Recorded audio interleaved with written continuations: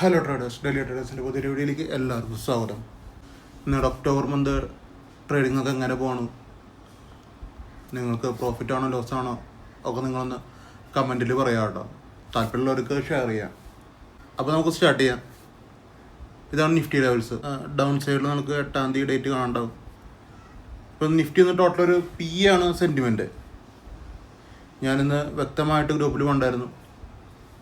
P എയിലേക്ക് full quantity, C എയിലേക്ക് ഒരു ക്വാണ്ടിറ്റി, അതാണ് ഞാൻ പറഞ്ഞത്. അപ്പോൾ അതിനനുസരിച്ച് തന്നെ ട്രേഡ് ചെയ്ത് പോകണം, എന്നാലാണ് ഒരു പ്രോഫിറ്റിക്ക് ഇരിക്കാൻ പറ്റുക. അപ്പോൾ മാർക്കറ്റ് ഇവിടെ നിന്ന് ഓപ്പൺ ചെയ്ത് അത്യാവശ്യം ഒരു സി സെൻറ്റിമെൻറ്റ് കാണിച്ച് പിന്നെ നല്ലൊരു ബീറിഷ് കാണിച്ചു. ഈ ഒരു ബീറിഷിൽ കുറേ ട്രേഡുകളുണ്ട് കേട്ടോ, കുറച്ച് ട്രേഡുകളൊക്കെ ഇതിൽ വന്നിട്ടുണ്ട്. അതിൽ പ്രോഫിറ്റ് ഓറിയൻറ്റഡ് ആയിട്ട് ഇരിക്കാനും പറ്റും.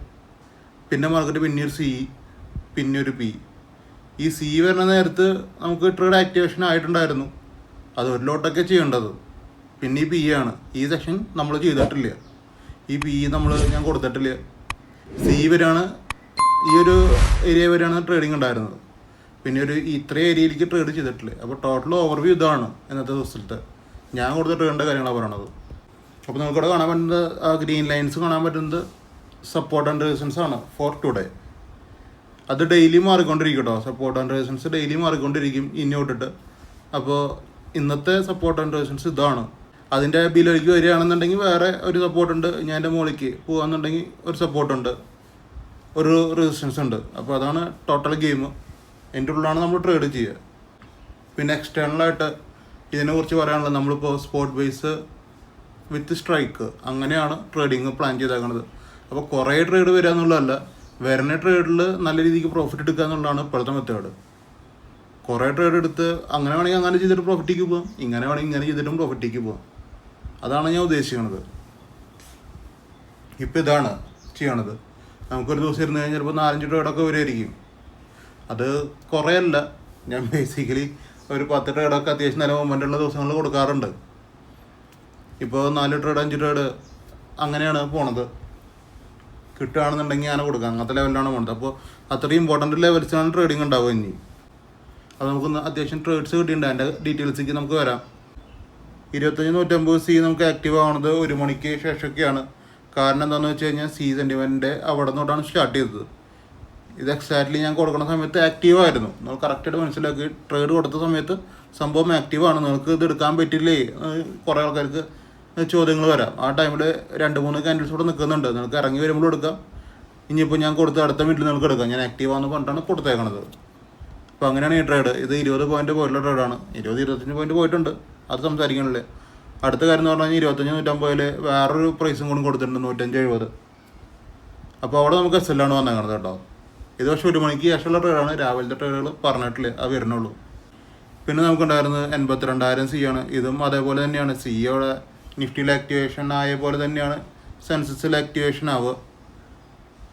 നമുക്ക് 1:2 തന്നെയാണ് വന്നേക്കണത് ഇവിടെ. പിന്നെ 25-200 സി. 25-200 സി നമുക്ക് രാവിലെ സി ആണ്. നിങ്ങൾ സ്പോട്ട് ചാർട്ട് നോക്കുന്ന സമയത്ത് ഞാൻ രാവിലത്തെ ഒരു സെൻറ്റിമെൻറ്റ് സിയിലേക്കാണ് പോയെന്ന് പറഞ്ഞാൽ ആ ടൈമിൽ നമുക്ക് വന്ന ട്രേഡാണിത്. ഇത് 10 ക്യാൻഡിൽ ഇറങ്ങണമെങ്കിൽ അങ്ങനെ ഇറങ്ങി പോവാം, അല്ലെങ്കിൽ നിങ്ങൾക്കൊരു പ്രോഫിറ്റ് ഓറിയൻ്റായിട്ട് ഇരിക്കാം. പെട്ടെന്ന് എടുത്തിറങ്ങുക എന്നുള്ള കോൺസെപ്റ്റിലിരിക്കണം, അത്രേ ഉള്ളൂ കാര്യം. പക്ഷേ ഇത് വലിയ മൂവ്മെൻ്റ് ഉണ്ടായിട്ടില്ല. 10 പോയിൻ്റ് കറക്റ്റ് വന്നിട്ടുമില്ല. നിങ്ങൾക്ക് വേണമെന്നുണ്ടെങ്കിൽ ഇറങ്ങാം, അല്ലെങ്കിൽ അത് കോസ്റ്റ് ഇടാം. അത്രയ്ക്ക് ചെയ്യാൻ പറ്റുള്ളൂ അതിൻ്റെ ഉള്ളിൽ. പിന്നെ നമുക്കുണ്ടായിരുന്ന ട്രേഡാണ് 25-150 പി. പിന്നെ നമുക്കുണ്ടായിരുന്നത് പിയിലേക്കുള്ള സെൻറ്റിമെൻ്റ് ആണ്. പിന്നെ ഞാൻ സ്പോട്ട് ചാർട്ടിൽ കണ്ടായിരുന്നു, പിന്നെ പി ആയിരുന്നു എന്ന്. അത് നമുക്ക് കറക്റ്റായിട്ട് ക്യാപ്ചർ ചെയ്യാൻ നോക്കിയിട്ടുണ്ട്. 2 പ്രൈസിലും ആക്ടിവേഷൻ ആയിരുന്നു.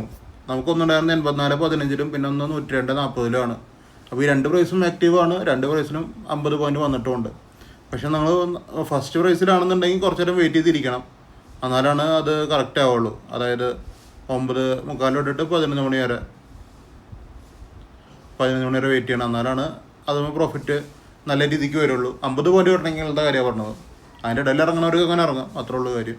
ഇനി രണ്ടാമത്തെ ട്രേഡ് ആണെങ്കിൽ പെട്ടെന്നായിട്ടുണ്ട്. 10-11 മണിയാകുമ്പോഴേക്കും അത് 50 പോയിൻ്റ് 40 പോയിൻ്റൊക്കെ എന്തായാലും കിട്ടിയിട്ടുണ്ട്.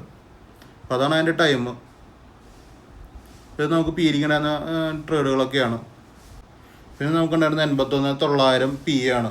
അതായത് നിഫ്റ്റി പിയുടെ ഒപ്പം തന്നെയായിരുന്നു ഇത് ആക്ടിവേഷൻ നടന്നിട്ടുണ്ടായിരുന്നത്. ഇത് 200 പോയിൻ്റാണ് ടാർഗറ്റ് കേട്ടോ. സെൻസസിലൊക്കെ 200 പോയിൻ്റാണ് ടാർഗറ്റ്. അത് ഫുള്ളായിട്ട് അച്ചീവ് ആയിട്ടുണ്ട്.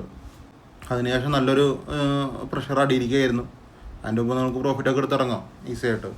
അപ്പോൾ ഇത്രയും ട്രേഡർ ഉണ്ടായിരുന്നു. നിങ്ങൾ ട്രേഡിംഗ് ഒക്കെ ചെയ്യുമ്പോൾ നന്നായിട്ട് പഠിച്ചിട്ട് ചെയ്യുക, മനസ്സിലാക്കിയിട്ട് ചെയ്യുക. കറക്റ്റായിട്ട് മാർക്കറ്റ് നല്ല രീതിക്ക് ബിഹേവ് ചെയ്യും. അപ്പോൾ അതിനനുസരിച്ച് നിങ്ങൾ ട്രേഡ് എടുക്കുക. നിങ്ങളിപ്പോൾ ഇത്രയും നേരം കണ്ട ട്രേഡ് ഈ ഒരു മൊമെൻ്റിൽ നിന്നാണ് കിട്ടിയേക്കണത്. കാര്യം ഭയങ്കര ഫ്ലക്ച്വേഷനുള്ള മൊമെൻ്റ് ആണെന്ന് നിഫ്റ്റിക്ക് ഉണ്ടായിരുന്നു. സിയിലേക്കും ബിയിലേക്കും മാറി ഉണ്ടായിട്ടുണ്ട്. അപ്പോൾ നിങ്ങൾ കറക്റ്റായിട്ടുള്ള പോയിന്റിൽ കയറാൻ ശ്രമിച്ചാലാണ് നിങ്ങൾക്ക് പ്രോഫിറ്റ് ആയിട്ടിരിക്കാൻ പറ്റുള്ളൂ. നിങ്ങൾ മിക്ക ആൾക്കാരും സ്പോട്ട് നോക്കിയിട്ട് ട്രേഡ് പിക്കുന്ന ആൾക്കാരായിരിക്കും. അപ്പോൾ സ്പോട്ടിൻ്റെ ഒപ്പം സ്ട്രൈക്കും കൂടി നോക്കി കഴിഞ്ഞാൽ ഡബിൾ പവറാണ് അവിടെ. എന്താണെന്ന് വെച്ച് കഴിഞ്ഞാൽ ഇഷ്ടംപോലെ കൺഫർമേഷൻസ് ആണ്. ഞാൻ നിങ്ങളുടെ തിയറികളൊന്നും തെറ്റാന്ന് പറയണമെന്നില്ല. നിങ്ങളുടെ ഇഷ്ടപ്പെട്ട തിയറികൾ നിങ്ങൾക്ക് ഫോളോ ചെയ്യാം. അതിൻ്റെ ഒപ്പം അത് സ്ട്രൈക്കിലും കൂടി ആക്ടിവേഷൻ നടക്കുന്നുണ്ടെങ്കിൽ നിങ്ങൾ ട്രേഡ് എടുത്തു കഴിഞ്ഞാൽ ഹൈ എൻഡ് പവറാവും നിങ്ങളുടെ ട്രേഡിന് കിട്ടുക. ഇഷ്ടംപോലെ കൺഫർമേഷൻസ് ആയിരിക്കും. അതൊന്ന് എസ് എൽ അടിക്കുകയെന്നുണ്ടെങ്കിൽ നമുക്ക് ഓക്കെയാണ്. നമുക്ക് കൺവിൻസ്ഡ് ആയിട്ടുള്ള എസ് എൽ ആണ് അത്.